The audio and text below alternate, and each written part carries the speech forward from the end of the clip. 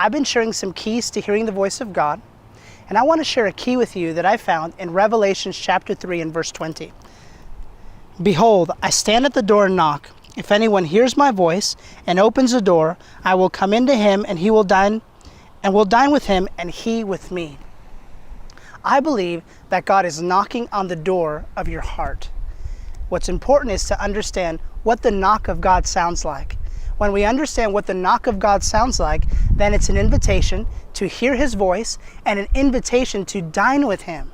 You understand, in Hebraic culture, dining wasn't fast food. It was an all-day event. So God is inviting us to hear his voice and to commune with him. Okay, so what do some of the knock of God sounds like? What are ways that God is trying to get your attention?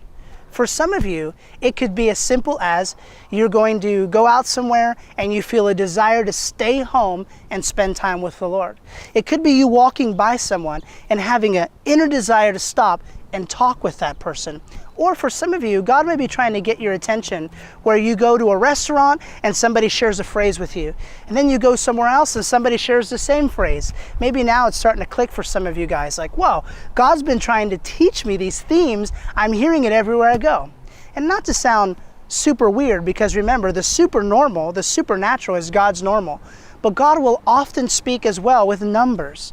And I know many of us have seen the same numbers over and over and over again, where the receipt comes back and it's 11:11, on the clock it's 11:11, and so on and so forth. We need to learn that God's first language is not English. It is the language of the Spirit.